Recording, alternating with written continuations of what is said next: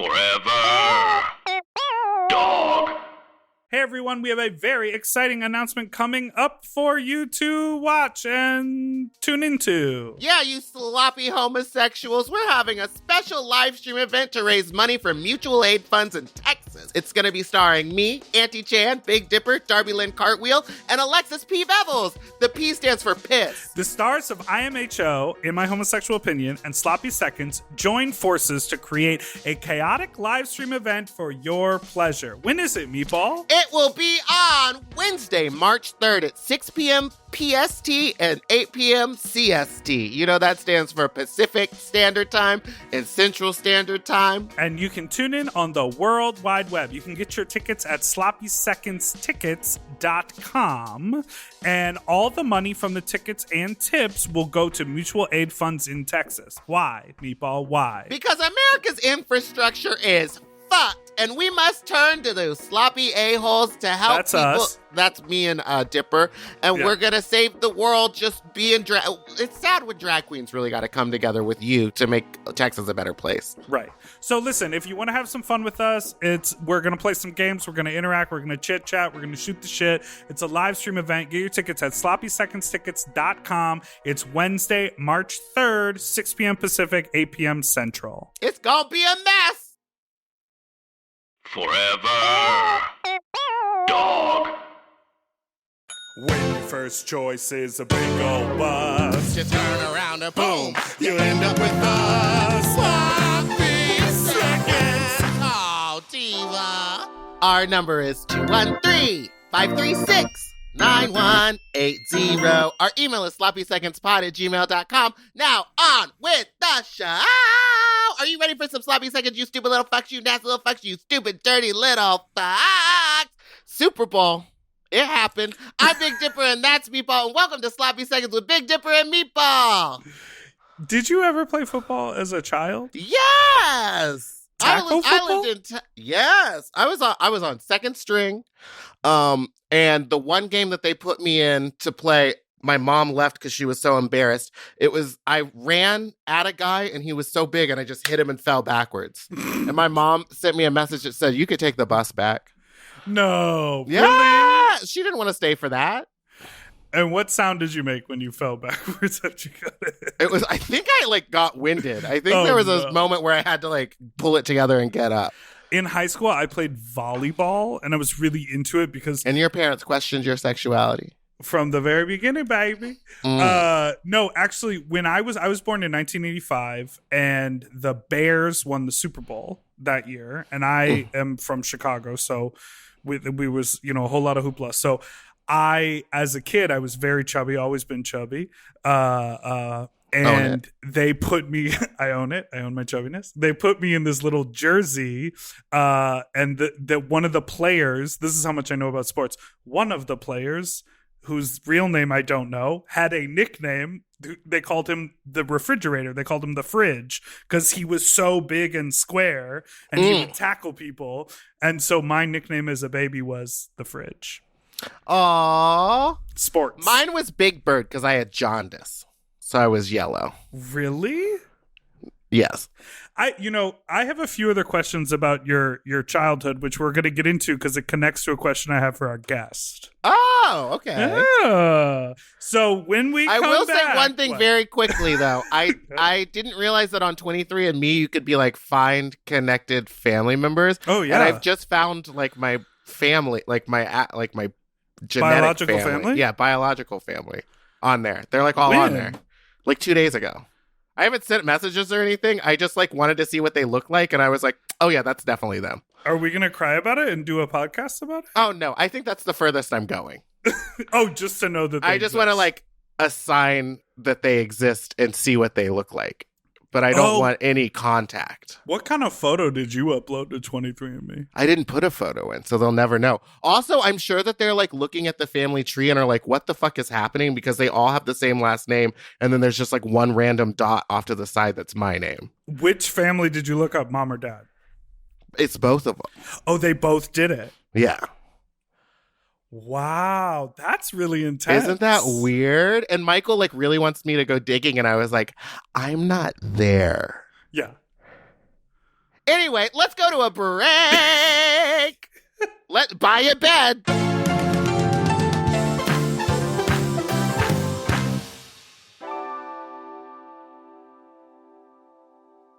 You know, when I lay down at night, I'm just happy. You know, I'm happy to be in my bed. And that's team, mama. It's because it's a Helix diva, and I know the feeling. Helix Sleeps makes personalized mattresses made right here in America and shipped straight to your door with free no-contact delivery, free returns, and a 100-night sleep trial. Wow. To choose a mattress, Helix made a quiz that takes just 2 minutes to complete and matches your body type and sleep preferences to the perfect mattress for you. They've got them firm, kind of firm, soft, super soft, and based on the quiz, if you sleep hot or cold, or if you sleep on your back or your stomach or your side, they've got a mattress just for you. Yes, I took that quiz and I was matched with the Helix Plus mattress, you know.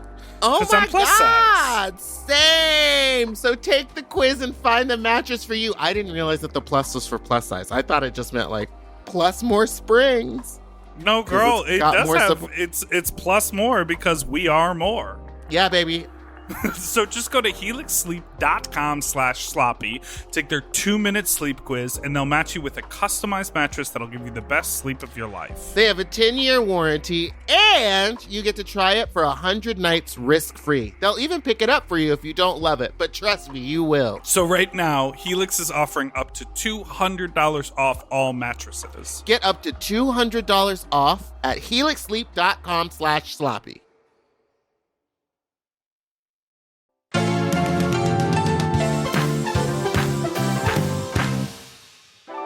All right. Are you guys ready for our very famous guest? She is an icon. She's a comedian. She's an actress. She is a star. It's Sasheer Zamata. Yes. Hello. Hello. How are you? I'm good. How are you? I'm wonderful. We got real heavy pretty quick here, huh? Yeah. Was that heavy for y'all? Because I feel fine. That's great. I did Ancestry. Oh, yeah. And then I'll get little alerts that are like, we found a new relative of yours, and I just don't even look at it because I'm like, I have a million cousins. I don't need And they really whittle it down to like fourth distant cousin. I'm like, I don't need to reach out to this person. That's No big muddy deal. waters. That's too far from me. Well, I teased this idea of a question. I was just looking at Wikipedia, and I'm sure a lot of people do this before they have you on their podcast, but you were born I wish in... more would. I wish more would look up anything about me before they have me on their show. But it says, and, you know, confirm or deny, but you were born in Japan. Is that correct? Confirm. Yes, this is true. My dad was in the Air Force. He's retired now. And so we moved around a ton. And I was born in Okinawa, Japan. That's so great. How long were you there for? I think I was there for like 10 months. My parents, I think, were there for a couple years. And then moved to Lexington, Kentucky, San Antonio, Texas, Hampton, Virginia, Riverside, California. And then my parents split, and then I moved to Indiana with my mom. And then bounced back between that and Maryland. And then, and then I became an adult and moved wherever I wanted to. I'm not moving. I took things into my own head. Because, Meatball, you moved around a lot, too, as a kid, right? Yeah, very similar almost. Like we were moving like every 5 years. So I found like as an adult now, I feel like after around 5 years of living somewhere, I'm ready to uproot and just go. Absolutely. Do you have that same? Yeah, it's better now. But I mean, honestly, when I moved to Virginia for college, after 2 years, I was like, I gotta still be here? Like, there's 2 more years here? Oh my God. Yeah. And now, so I told you before, I'm getting a house, and I'm very excited to actually be somewhere for a long time. Yeah. I've been in different apartments for like 2 years at a time or 1 year, or, you know, just like little chunks. And I'm just ready to actually put down roots. And I think that's just coming with age. I'm just getting older, and I'm just tired. I want to sit down. Do you have dual citizenship? Is that how that works if you're born somewhere? Unfortunately not. I wish. I was born on an Air Force base, so it was like technically American soil. Wow. Yeah. I can still run for president. Good. Good. I forgot about that rule because that kind of doesn't make any sense. I mean, it makes sense, a lot but of it's rules like... in our world don't make Truly. Yeah. Okay, so this is here's a controversial question. Okay. How's your 2021 going so far? Because I feel like some people are obviously this is like a very unprecedented, wild time, but some people are thriving in this moment. So I I'm feel like just you're a thriver. yeah. Are you thriving? I am thriving. Yeah, and I sometimes feel bad for saying that, but I am having a really great time. And We need that though. We need that message We need out that of pos- the world. Everyone We else need has the been joy. very down.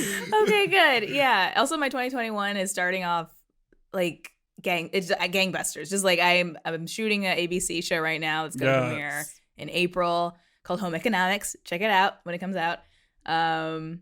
Yeah, I'm very thankful that I have work to look forward to this year. And I'm less thankful because it means that Skate Gang is coming to an end. I know. For a while there, no one had work and we were all skating every week. And now it's like I have nothing going on because I'm a lonely drag queen. And everyone else is working on TV, getting their shows, doing their ha-ha giggles.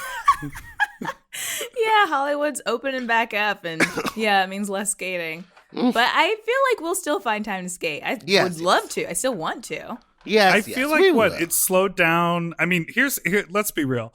I've come only a few times, and then I just creep on the group chat. That's all I do. I read the whole thing, but I never respond because I'm like, who am I to respond? I've only been like a dozen times, so like I'm not gonna say anything, and I just watch all the conversation. But I'm like, I'm ready to go. When people are ready to skate again, I'm ready to go. Yeah, we'll still have skate parties. Yeah, it'll be back. I mean, the actual reason we all decided to stop going was because of the new shutdown rules. Yeah, and we were like, it's getting safe. Crazy out there. Yeah, which it still is bad out there, but oh yeah, it's awful. Well, the whole world is awful, but it's going like gangbusters for you. So yeah, baby.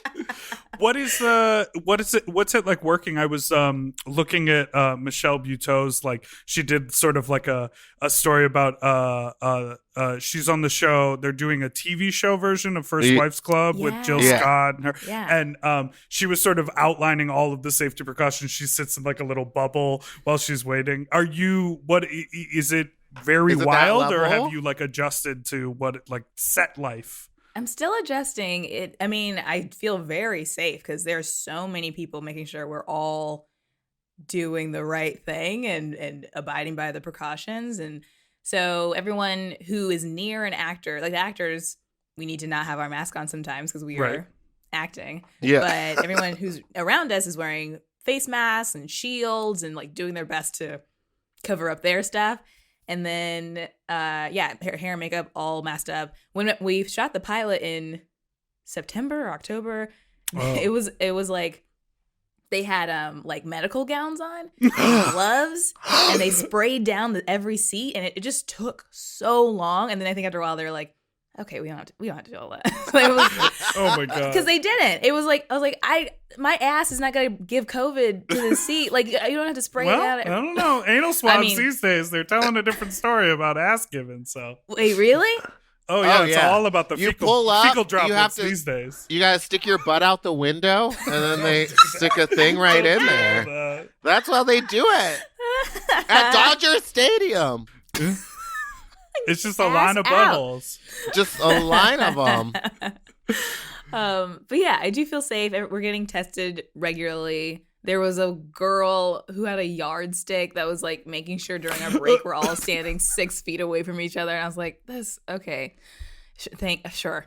Well, because what's crazy is like the moment you leave the set, you'd be like, "Oh, I need to get some greens for a salad tonight." You run to the grocery store, and it's like they're not doing that shit over there. No, not at all. But I think there's just so much money going into these shows that they're like, if one person fucks up, right, that shuts everything down, and we cannot afford that. We do not want to deal with that. So there's, that's so COVID crazy. sheriffs going around making sure we're doing our best to behave. We also got an email yesterday that was like, we know the Super Bowl's coming up. Please do not hang out with anybody. Like, please don't party with anyone. Please keep it to yourself. We do not need you getting wild Super Bowl Sunday and then coming to work Monday and getting anyone sick. That's so nuts. It's so crazy hearing that side of it and then like looking at videos of people in Florida just like packed in a club and partying and just being like, what's the truth? Where are we going? I know. Will this end? Or get Miss hope Ma'am so. with the yardstick in the government. What's going on? Yes. I mean, Travel the country. I love that someone's job now is like they have COVID supervisors. officers. Yeah, and they're just like PAs paid to enforce the rules. Honey. Yeah. I And that's love- like their only job. So they're serious about it. They're like, Mhm. look, I'm here for a reason. Where's your fucking mask? Where's your shield? Get over here. Here's some hand sanitizer. Like, they're just like on it, which is great. Good place to have a All power right. trip. I want to So- let's I want to talk about New York, Mama, because Yes. if a guest has lived in New York, I have a lot of questions. Go Did you ahead. ever go to the Blarney Stone?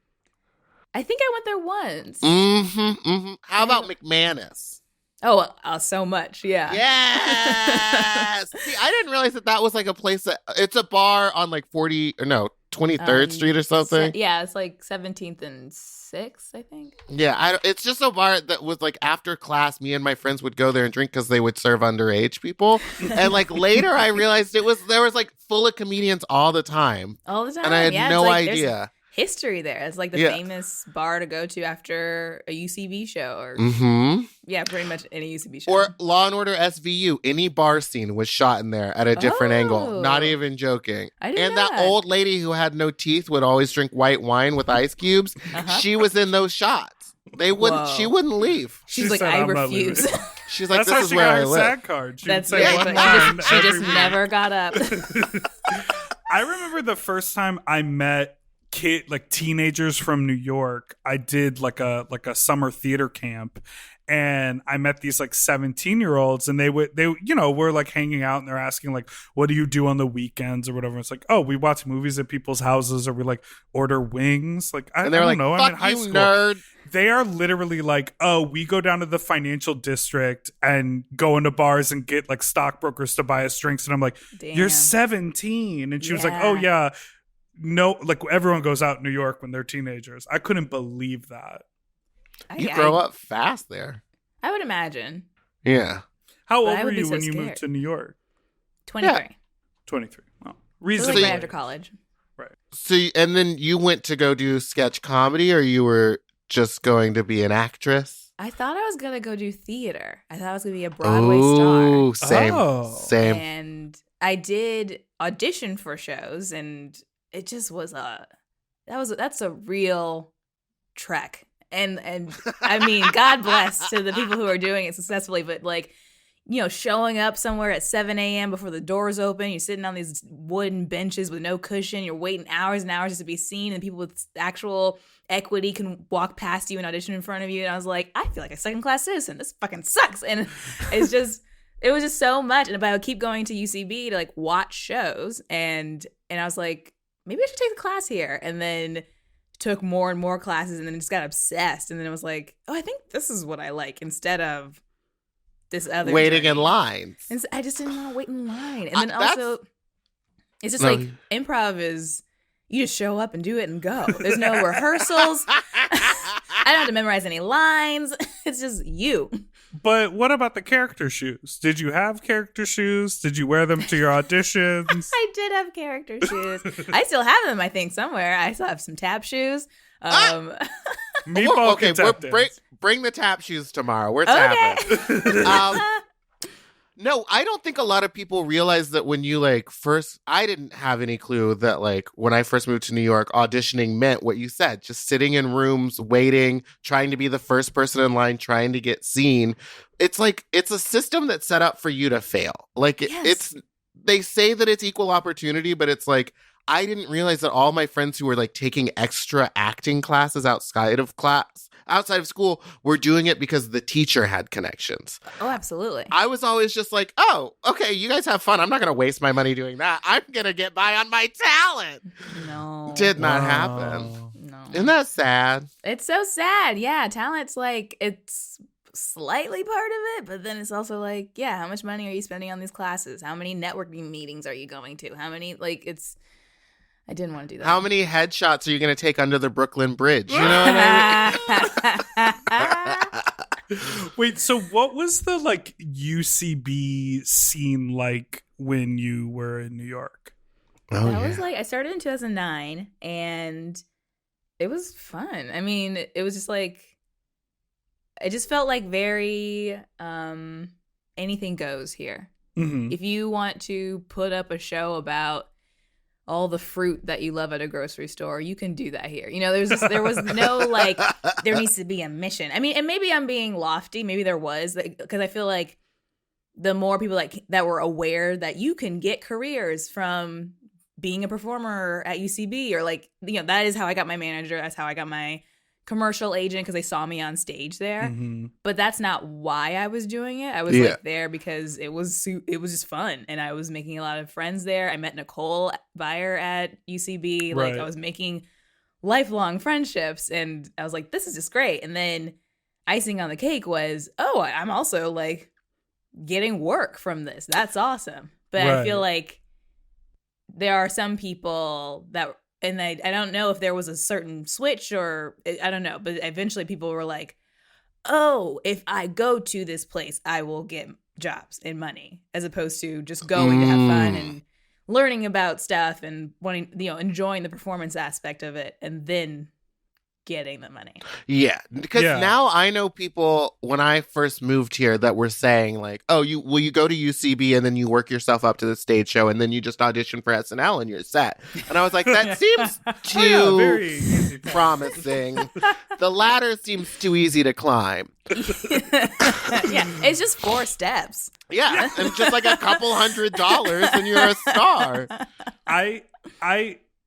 After college, I moved back to Chicago, and I took a couple improv classes in Chicago. And like, obviously the vibe, I think sort of in general in that city is a little more just like for whatever's going to happen in the room. Like, people do have a mindset on career, but I think a lot of times they think, I'll do that once I move to New York or LA. But here in Chicago, we're just going to play around and like see what happens. Mm-hmm. And then when I came out here, I took a class at UCB, and it was totally like day one, going around the room, like, say your name and, you know, like whatever. People were like pitching themselves in 101 to the other people in the room. Yeah. And it's like, literally just be like, your name is Jeff and you like ice cream. Like, what are you do? Like, just do the thing, you know, but it was so, it was really wrong. career driven. What? I showed up and handed out a script. I thought I was like, this is my work. We're doing a Are we read-through? mounting this today? So what made you eventually move to LA from New York? Was it work related? Yeah, or were you just I like, was getting... I'm ready? Yeah, I think both, honestly. I was in New York for 9 years, and I was on SNL for 3.5, and jobs were coming, but they were mostly in LA. I kept flying to LA to do things, and eventually it was like, it doesn't really make sense to come back. Like, I'm like, Right. I keep doing this back and forth journey, and it's a little exhausting. And also, a lot of my close friends were already out in LA, and I just feel like I knew more of my work would pull me in this direction. So I think it was just like, it's just time. It's time to make the move. And I'm glad I did. I like it here. I still love New York, but this is good for right now. Oh, When yeah. was- Any chance I get to go back to New York and spend just like 7 days, that's all you need. You need 5 days of hanging out and 2 days of like laying in bed. That's it. I'll take it. But see, you said that you don't like to fly around, go back and forth, but then you decided to start doing stand-up and travel every weekend. Thoughts? Yeah. Thoughts? Wow, I feel called out. What's your drink order on the flight? Thoughts? I actually don't like drinking on the plane. But I also drink less now. But I love the performance aspect. I love performing in different places, but I don't like the travel of it all. I don't love being on planes or just like going to airports, especially now. I'm terrified. Oh, And yeah. it's crazy Have you to think traveled about. a little now? Not on a plane. I haven't been on a plane, I guess, in a year. I haven't been on a plane this whole pandemic, which is so crazy. My last trip was to New York last February. I had a show February 15th. I stayed a couple extra days, and then I got back to LA like on the 20th of February. Yeah, I think my last trip was to DC to do a show, and then never again. Never again. And then never again. Meatball, are you frozen or just thinking? No, When I did you just fly don't last? even remember my last trip. I don't remember. I remember these 4 walls. That's all I know. I can't remember the last time I flew. Yeah. I did take a 20-day road trip in November. Oh, yeah! Yes! Mama went to Yeah. the Grand Canyon twice. I did. It was great. My man and I, both of our families are in the Midwest, and we wanted to see them safely, but not flies. And we had so much time, so we're like, let's drive. And yeah, we went through Sedona. We saw the north rim of the Grand Canyon on the way there. We went to Amarillo, Texas. We stopped in Chicago and saw some friends. We stopped in Missouri and saw some friends and family, Indiana. And then on the way back, saw the south rim of the Grand Canyon. It was just so nice. Oh, that sounds so lovely. What a great really was. escape. Yeah. And of course, COVID's still around. So Yeah. there was still like it was nice to pretend for a minute and be like, yeah, we're doing it. And we got no worries in the world. And then we get out and we're like, mask up and I need a scarf and I need my goggles and I don't want to touch anything. When you would travel for stand-up, are you the type of person who like explores every city you're in? Or are you like, give me to the hotel and the gig and the hotel, the airport? It depends on where I'm going. If I'm going to some random town in Ohio. Say it. Bloomington, Indiana. We know. No, actually, I love Bloomington, Indiana is nice. And they have that great comedy club and they book people all the time. Yeah, no, Bloomington's fun. Yeah. I would explore that. But yeah, some towns it's just like, it just doesn't. And I try to look stuff up. I'm like, what are the good restaurants? Are there thrift stores around I can shop at? What are things to do here? And sometimes the Google says nothing. And then I'm like, well, a hotel for me then. I guess I will just get room service and stay inside. Google's like, sorry, girl. Sorry. Did you mean LA? Did you mean somewhere at home? I'm definitely going to stop taking that stuff for granted because when I traveled, I would sit in the hotel room no matter where I was because I was like, I'm tired. I'm a star. I don't need this. Mm-hmm. Now I'm going to hit the streets. I'm going to take it to the streets. Take it to the streets. I'm going to eat local. Yeah. You talking about the men? I'm just kidding. How dare you? We're going to take a... And on that, we'll take a break.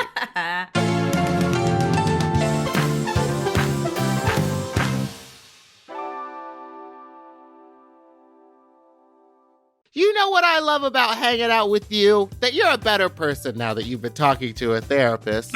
Oh, good. I'm glad it's having positive effects for you as well as me. Ooh, baby. BetterHelp connects you with professional counseling securely over the internet and matches you with your own professional therapist who you can start communicating with in under 48 hours. And they offer a broad range of expertise, some of which may not be locally available with in-person therapy in many areas. You can log into your account anytime, send a message to your counselor, and you'll get timely and thoughtful responses. Plus, you can schedule weekly video or phone sessions from home. That's right, so you won't ever have to sit in an uncomfortable germ-filled waiting room or literally go anywhere. You don't have to leave the house. Yes! BetterHelp is committed to facilitating great therapeutic matches so they can make it easy and free to change counselors if needed. So check out BetterHelp. That's Better H-E-L-P, and join the over 1 million people who have taken charge of their mental health with the help of an experienced professional. And Sloppy Seconds listeners get 10% off your first month at betterhelp.com/sloppy. That's betterhelp.com/sloppy for 10% off your first month. So stay safe and healthy, everyone. We love you. betterhelp.com/sloppy.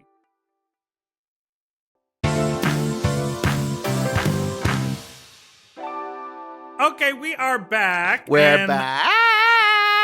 Let's get into... So you lived in New York. Did you ever see Wicked? I'm embarrassed to say I have not. Did you ever see any Broadway play? Like musicals? She kept it to the comedy clubs. I saw Book of Mormon. Oh, okay. And I saw Hamilton. Mm. And what else did I see? Did you have to wait a long time to see Hamilton? Or you had that access? My agent hooked it up. See? Ooh, must be nice. Must be nice. And it was like, there was some like foreign dignitary in the audience or something. So this was after like the original cast was no longer performing, but the original cast came back for this guy. And so we got to see all the original people. It was so great. Could you imagine being in the actual cast at the time and being like, sorry, Girl, at second that point, they're string. probably like, I got the They were- night off. I'm happy. They were like my mom. You could take the bus home. Like, thank you for taking over. We need you to be here for a night, okay? We don't want you to embarrass us in front of this guy.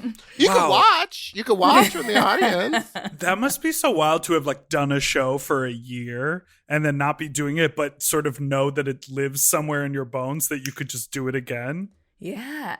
Yeah, because they do it so many times throughout the week. Yeah. I was exhausted just watching it on Disney Plus. Mm-hmm. Me too. And it's good on Disney Plus too. I was like, I want, because it's hard to record live performance, Yes. and have it translate. Yeah. But watching it on Disney Plus, I was still like, yes. I was like dancing still. It's such a fun show. Did we all see the tweet with the Lin-Manuel Miranda video from like the first couple lines of Hamilton? Didn't I send that to you, Meatball?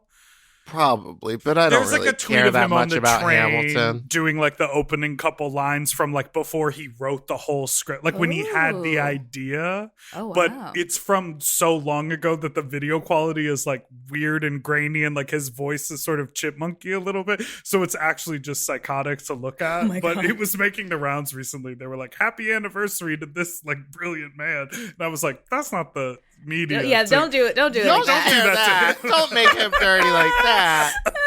Show him accepting an award or Yes, something. Don't like show him on the train when he's Yeah, workshopping a couple lines.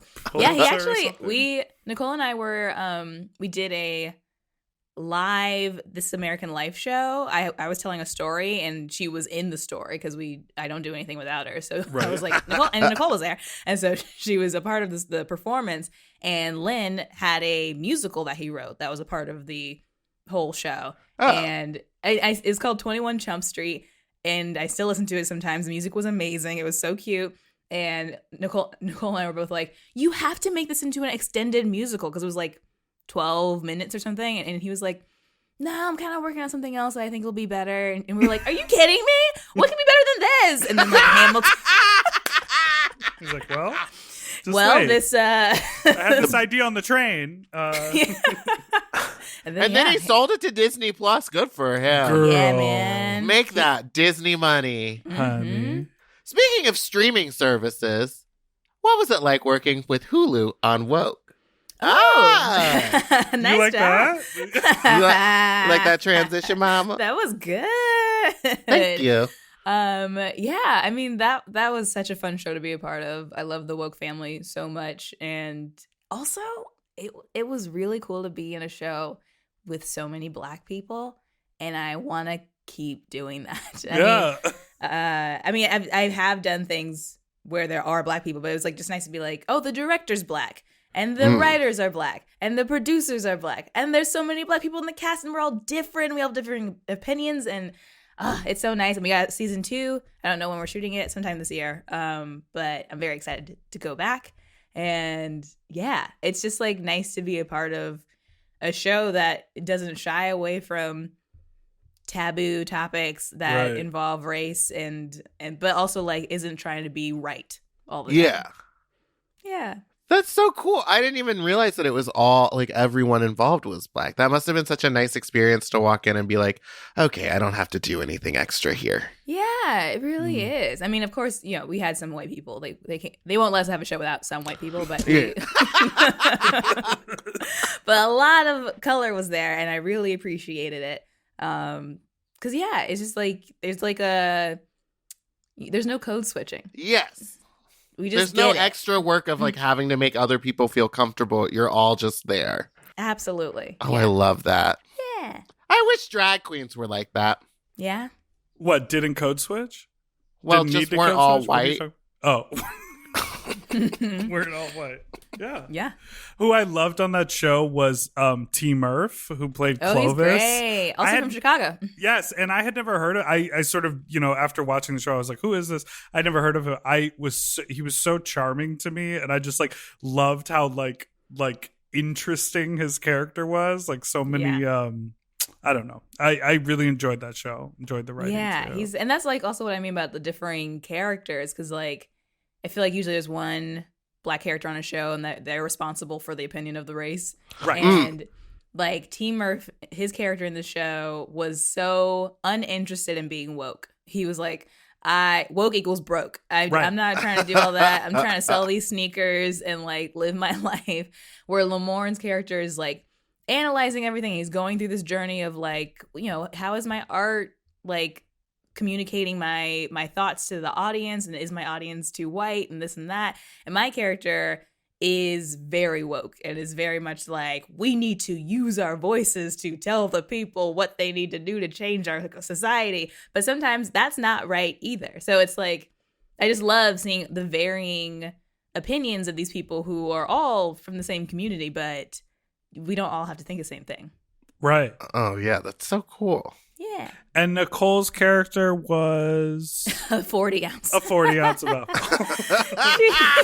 But what was so amazing, so if you haven't seen the show, without, spoiling or giving it away, there are a lot of inanimate objects that sort of become these animated things that have voices. And it was so fun to recognize so many like really recognizable comedic voices throughout the show, which was like incredible.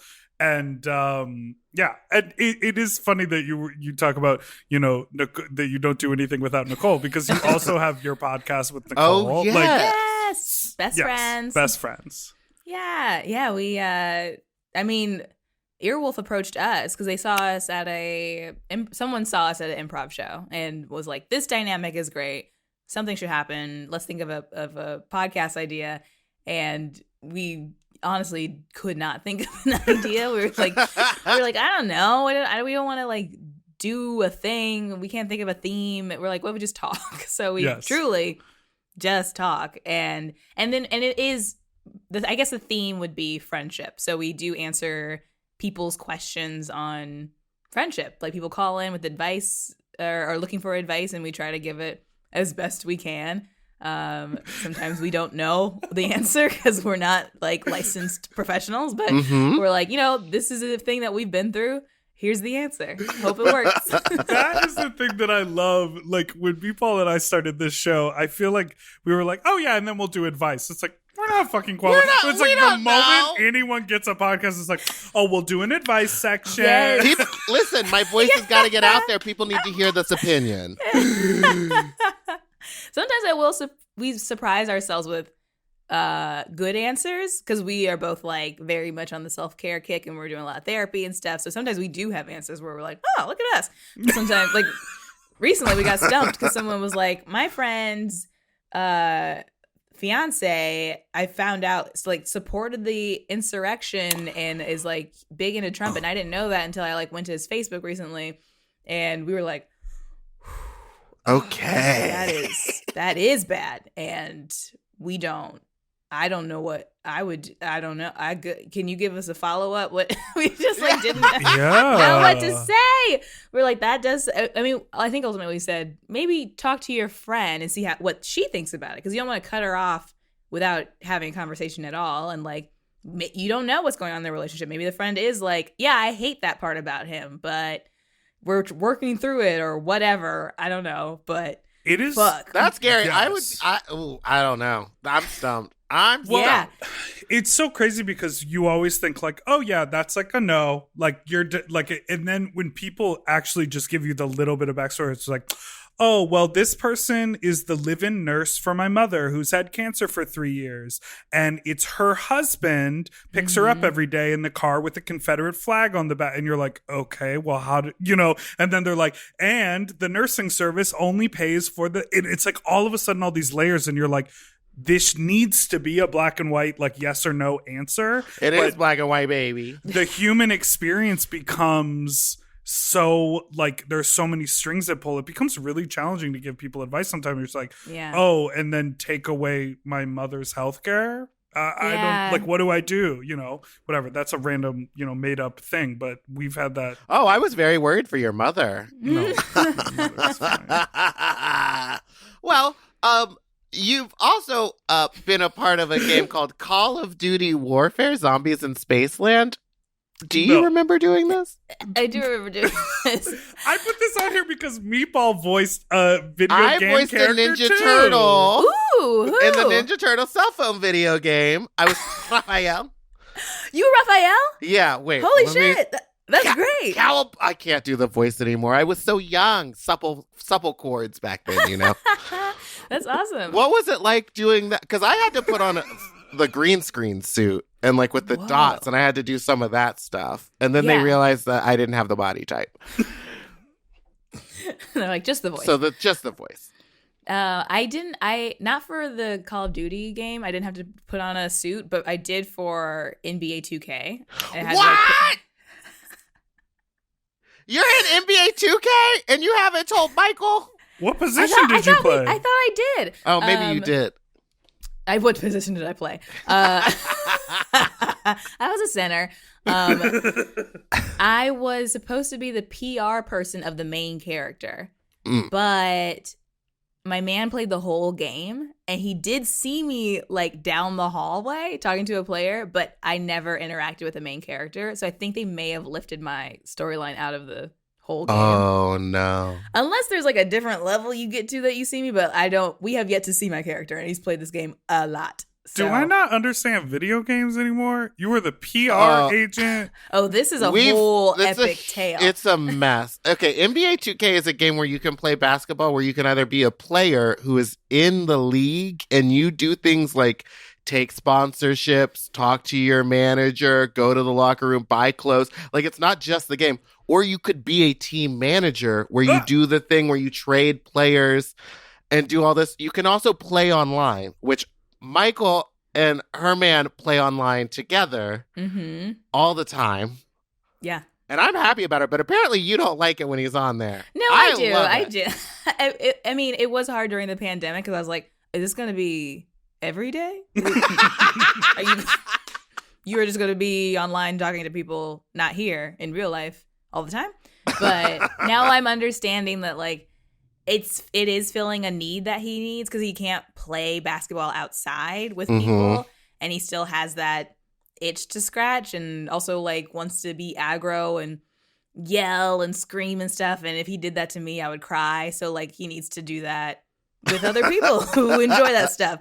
So I'm getting better at being like, okay, you do need time to do that. But for a minute there, I was like, this feels like you're ignoring me, and it feels like you hate me, and it feels like you are not paying attention to what's happening in this house. But that's not the case. No. Yeah. Well, what I did was to get some interaction is I bought a carpet that's a basketball court and then got a little tiny basketball hoop to put on the closet door in the bedroom. So that way he could still get the feeling of playing, but while having a conversation with me. That's cute. That's not a joke. There's a basketball carpet in my bedroom. It's such a mess. That's really cute. But then sometimes I'm like, you better get online and play with your little internet friends. I don't want to hear from you. Please leave me alone. No, it is good for him to play sometimes. He like, it's also like a stress reliever for him. And yesterday he was like stressed out and was like, oh, I was gonna play video games, but then you came home and we had to eat dinner. And I was like, well, just play right now, please. It's like, I don't want this anymore. Please play video games. If that's gonna make you happy, please do that. That is so wild. I'm like literally thinking, I had a Game Boy that I played Tetris on when I was 12, and that's it. I know nothing about that video Games game are world. really So complicated intense, right? now. Yeah. Actually, the Call of Duty one. So which is called Call of Duty Infinite Warfare, which means the war lasts forever. Zombies in Spaceland. So not only is it in space, but zombies, and it will last forever. Please continue. And when you got that breakdown, you said, yes. I'll do it. And call me Sally. I'm ready to go. Well, the zombie part is like a section of the game. It's one of I still don't really understand it. I think you have to get to a certain part, and then eventually you can play this zombie part, and I think you can play it online. I don't know, but so it's not a part of the main game. And the main game is still very Call of Duty, where you're shooting people and it's a lot. And so my man started playing that so we could see my part, and the whole thing starts with your character like jumping down a hole or like off a cliff or something, and then you take a knife and like stab it through another person's head, and you just watch the life leave their eyes. Oh my God. And I was like, oh, okay, that's enough. I don't need to see what I'm doing. So I still don't know what I do in this video game. We truly stopped. I was like, I can't. and he couldn't either. We were like, this is way too That's violent. Are you gruesome. kidding me? And the humans that they've created, they look very realistic. It's not like you're watching a cartoon. Like, you can tell it's not real life, but it is so close to real life that you're like, I'm actually watching humans die. Yeah. And I don't want to get used to that. Yeah, That's that's true, like that's bring true. back Princess Peach and the Mario Kart, because that's what I want Yeah. to see. Yeah, did you ever Yeah. play video games? Were you a video I game played person? Sonic. I had a Sega. Oh, yeah. God, the collecting of the coins, that sound effect Yeah. was very satisfying. Ding. Great music in that game, too. Oh, yeah. I also liked playing as Tails, even though she couldn't go as fast. I Tails just was like to great. fly. Yeah. I was just showing Meatball this. I downloaded that game off of Instagram where you have to walk in the high heels. Have you seen that sponsored post? I have not. Oh, my God. I didn't pay for it, all so there are I ads see. playing. Hold on. But it's- yeah, you just describe it. wear high heels, and as you're like running down this pathway, you collect more high heels to get taller. Whoa. And then you'll like jump over stuff and do the split. But I think it's marketed towards me because on my ads, you oh, fell. you lost. I On lost my real ads, bad. it has a RuPaul song playing. Sped And up mine in the has Nicki background. Minaj. It had a Oh. Megatron remix, which is why I bought it. I was like, this remix is fire. And then when you play it, it doesn't even have the music on it. Oh, No. interesting. These ads are funny. I get ads that are like, hey girl, you want to get a slimmer waist and a bigger butt? And I'm like, I don't know what I'm clicking on to get these things. I don't Yeah. think I'm clicking on weight loss things. I mean, I guess I'm clicking on workout videos, so maybe that's it. But like, yeah, occasionally I'll get those that are I'd like a couple of those, but you also don't follow anybody and are not on Instagram at all, basically. I mean, you're Yeah. on there, but you don't like use it. Why Yeah. is that? You just What? don't love it? I do love Instagram. I Do you constantly love looking at corporate memes. America? That's what we need to know. Yes, I want to support big businesses. Yeah, I don't like following anyone because I just don't want my feed to be full of stuff I don't care about. I feel Yup. like it's very easy to be like, oh my God, this person's married now? And it's like, I wouldn't have cared about that person if they didn't just pop up on my feed. Like, I just feel like it Yes. just clutters my brain when I'm like, the people I care about are actually people I'm talking about or talking to, and people who are in my life and that I'm interacting with. Why am I concerning myself with someone from 10 years ago? And why Yeah, they're it in just feels Puerto like- Vallarta. Completely. Yeah. So that's why I don't follow anyone. But I still creep. I still for sure am all up in Instagram. Very looking at Beyonce stuff. of you. Yes. Yes. Okay, Yeah. we're going to take a quick break and we'll be back with our final segment. Go buy a bed.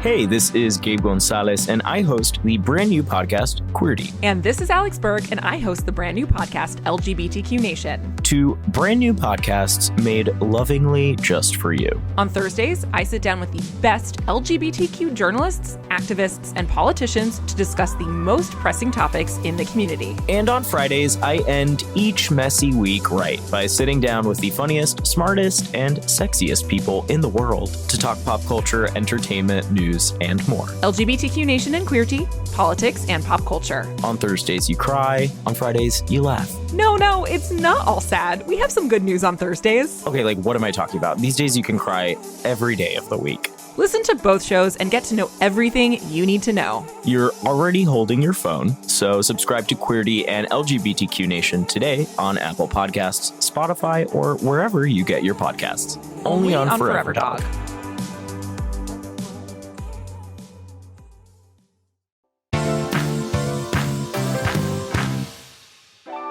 We're back! And that was from Legally Blonde. No, that sounded like the start of that Gershwin song. You know what I'm talking about? Oh, yeah! That's at the beginning of... Do it with what? your mouth. Let me hear.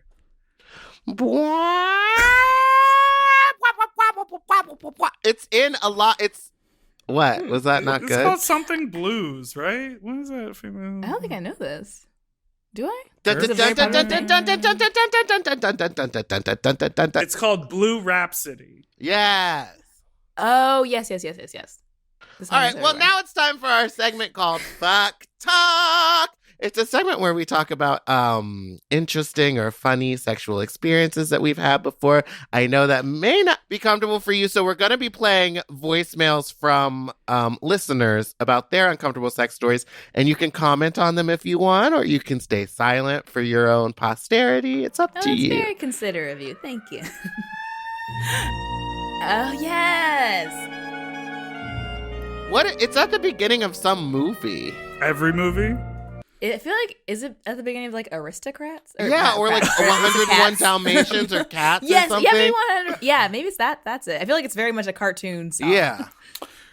People, write in if you know. Okay, Meatball, I have one labeled A Neglected Child and one labeled Sloppy Seconds. Do you remember these? Because you sent these to me. I do remember them. I feel like the neglected child one is kind of sad, but also maybe funny. Sounds it Sounds from the sad title. already. Yeah. Well, why don't we go? Then the Sloppy Seconds one. I mean, just pick whichever one you want. I don't want to play Neglected Child. Now that I you think it's said not it. that bad. All right, we'll start with that, and if it's horrible, we'll play the other one. Okay. Here we go. Hi. On the podcast I was listening to today, you guys were talking about formative porn experiences, and I thought that I would share mine. Mine comes from when I was about 8 or 9 years old, and my mom went out to the bars pretty frequently. So on Saturday nights, he's my the older neglected sister, child. who's about 4 years my senior. What? He's the neglected child. Because his I mean, mom went that's to a still bar? sad. When he was 8 or It 9. doesn't matter. Are you saying it would be less sad if he neglected a child? Yeah. I mean, he's clearly turned out okay. He's calling us. I don't know. That's true. Yeah. I think Sasheer's onto something. All right. Okay, so his mom's out at the bar. Would watch us, and we had a computer, family computer. We had AOL. My mom is not technologically savvy, so it didn't really matter what we did. She would never see it. So my sister and her friend started babysitting us together, and we would sit down in front of the computer, her, myself, her friend, and then my younger sister, who is 2 years younger than me. I was probably 8 at the time. So that's a And 6-year-old. somehow we ended up in a rabbit hole where my sister started playing boysfirsttime.com, which is amateur straight boy gay stuff porn, gay for pay. And I was hooked.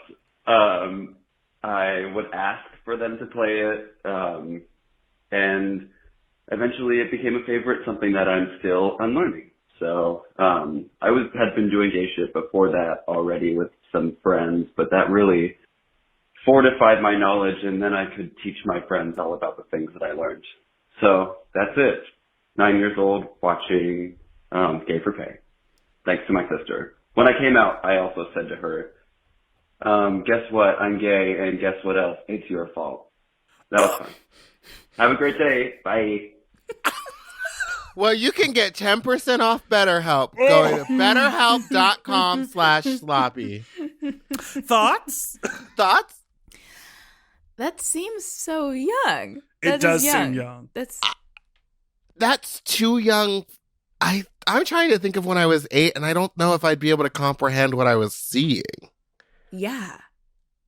What's crazy is I feel like we all have that moment in our own sort of development where we're like, oh, I was doing that at 12 or I was doing that at 13. And then if you think 1 year back, you're like, 1 year back, I was a child. Like that moment, like when you sort of like when your brain clicks over to like, I can look at something sexual or look at something violent and it doesn't terrorize me for the rest of the day. So I think, maybe he had that young, like maybe, but it's also wild, that whole idea of like group porn viewership is Me and my sisters watching gay porn. Also, his sister being like, "I've got a website for you." Yeah, that was her idea. That's where it reminds me of that Vine. Do you remember that Vine of that little girl with the iPad watching two boys kissing? And her sister's like, "What are you watching?" And she's like, "Please don't tell mom." Oh, yes, I do remember that. Don't tell mom. It's like that. It's like maybe they were more intrigued by the idea of like two men and not seeing that at all publicly ever. Yeah, I'm sure they definitely didn't see it on TV. So they're just probably like, oh, this is something new. I remember being young and like making a Sims family and realizing that you could make two dads. Oh. And like having a neighborhood of like two dads, two moms, like three parents, like you could do whatever. And that was the first time I was like, oh, maybe that's something I could do. Yeah. I didn't learn that from gay porn though. The only sort of similar experience I have in my life is with the film Chucky. Oh, really? No. When I was very young, some neighborhood kids were babysitting me, and I was staying at the house, and they showed us the film Chucky, and I must have been 6 years old, and I was traumatized. Like, I was too young to have watched it, and it had a negative experience for me. But, yeah, I don't know. I thought that you were going to be like, because I watched Chucky, now I kill people. I thought that was going to be... Or you thought I was going to be sexually attracted to gingers? Yeah. So... I'm only sexually attracted to dolls. Dolls. Well, don't put it past me. That was a wild story. Very, very thought-provoking. Yeah. I can't remember how old I was, but I do remember being young, seeing a porn that... It was like softcore, and I feel like it was on Cinemax or something. It was like Electra in space, and it was like a woman, an alien woman who looked human, trying to figure out what the heck's going on Earth. And so she comes to Earth to fuck different people on the planet to really just get research. And I don't really remember actual sex happening, but I do remember she like was getting a bath, and two women were like bathing her and like rubbing on her body, and then also getting her off. And then yeah, it was a lot of people doing things to her as opposed to like any fucking happening. But I remember being like, I'm not supposed to watch this, but this is fun. Oh my gosh. I remember watching like Cinemax videos after dark, and it was just always like women getting out of pools and then like men just touching them, and then that would be the scene. Slippery and I was always bodies. like, sex seems so interesting. Just touching and holding. A lot of feeling. This is a very deep-seated childhood memory of mine. Anytime, I'm like, don't worry. Anytime I imagined sex as a young kid, it was always green lighting. Like, Whoa. so green. And you would think red. You would think like red lighting, like the silhouette challenge that everyone's doing. But to me, it was always, the whole room was green. Maybe like, you got the green light. Fucking's happening. Oh, I imagine That's consent what it is. from the very beginning. You invented consent. Yes. Wow. Should we do this other one? Sure. Hi, Big Dipper and Meatball. I first just want to start by saying thank you. I live in the middle of bumfuck nowhere, and nobody takes COVID seriously. I feel like I'm being gaslit by the people in my community, and listening to you guys and how you are taking it seriously is really nice to hear. And I feel like I'm not alone in fighting this horrible panorama. So I have a fuck talk story. In freshman year of college, I was fucking this guy. He did not do it for me one night, so I actually called another friend over, and we ended up fucking. My roommate came home, and we all went to sleep. The next morning, the guy that I fucked second, started getting in my roommate's bed, and they started fucking. I was a gentle woman, and I left the room and let them get it on. And then later she came back, and she asked me if we fucked, and I said yes. And she got my sloppy seconds. Again, thanks for being you. Bye. She was really waiting for the end of that. Wow. Would you take that as sloppy. a personal offense? I know I would.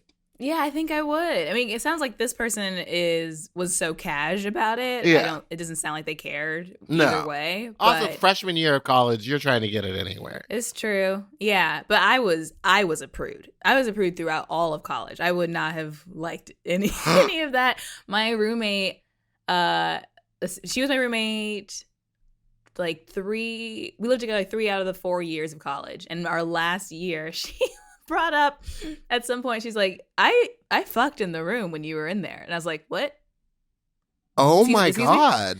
Like there I do remember there was one time I was auditioning for Color Girls for the drama program, and I was like really preparing, trying to get my mind right for the call back the next day, and some guy was over and I was like, livid. I was like, he needs to leave. I want to get a good night's sleep. This fucking sucks. And she's like, it's fine. He'll just cuddle with me. It's fine.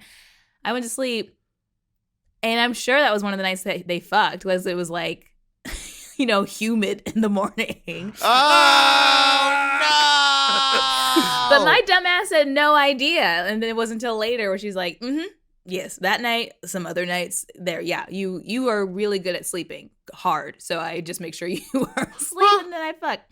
So, yeah. That's insane. I've never, now I don't know. I've had a roommate fuck in like the shower in the bathroom while I was in the room, but like never a door in the same. in between. Yeah, never in the same room that I know of. I mean, I didn't know until years later. It's a lot. Those like double rooms in college. There's a lot of intimacy that goes, or I guess I was gonna say privacy that goes out the window. Yep. I also said I would be offended, but then there is that story of me and when I lived with that roommate in New York where we hooked up with guys and in the morning they switched. Oh no, halfway through the night they switched rooms. Which sounds like this story. Which sounds like this where I was like, oh, round 2, all right. They wanted a little taste more of the coke. whole address. That's what they wanted. Well, they were visiting from Australia, so I think they wanted all the flavors they could get. You know what I mean? Yeah. Around the world experience. Yeah, it's not down under, but up over. That's what he got down under me. You know what I'm saying? Well, listen, we've made it to the end of the episode. Thank you so much for being with us today. Thank you, Sasheer. My pleasure. So fun. Where can everyone find you? I mean, you won't follow them back on Instagram, but you could get them. Follow me. I won't follow back. All my social media is at the Sheer Truth, THE Sheer Truth. I have a website. Nothing's happening right now, so there's nothing really to promote on the website, but it's Sasheer.com, and I have pretty photos there. And that Kim Newman actually took. Oh, yeah. Who's also in our skate gang. Yes. She's gone hardcore. She's hardcore. She's like doing flips. I know.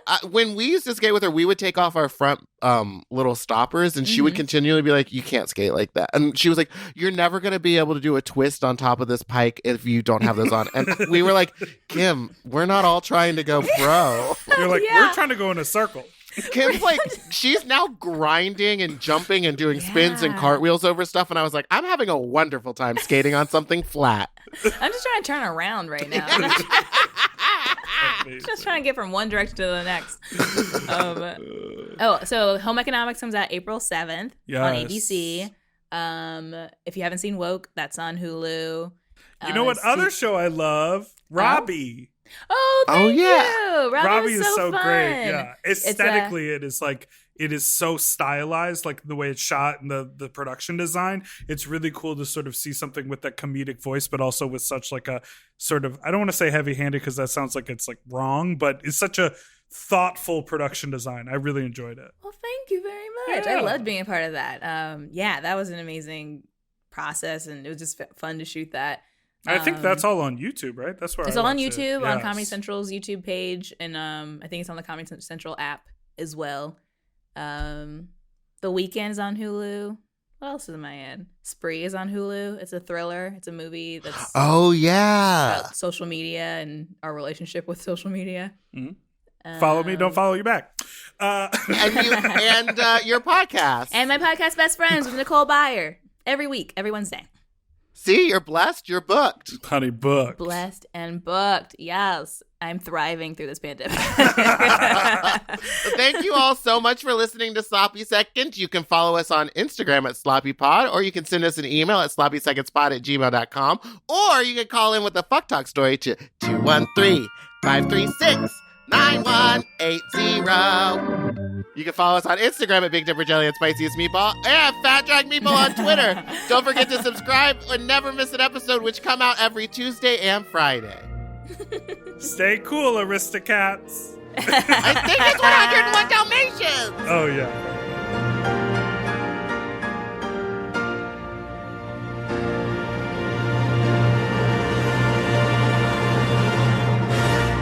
Doodle-doo-doo, forever dog. To listen to Sloppy Seconds ad-free and 1 day early, sign up for Forever Dog Plus at foreverdogpodcast.com/plus. Sloppy Seconds is produced by Forever Dog and Moguls of Media, a.k.a. Mom. Hosted by Big Dipper and Meatball. Music, editing, and sound design by William Pitt. Executive produced by Willem Belli, Alaska Thunderfuck, Joe Cilio, Brett Boehm, and Alex Ramsey. Our artwork was drawn by Christian Cimarroni. And our theme song was written by Mike Malarkey.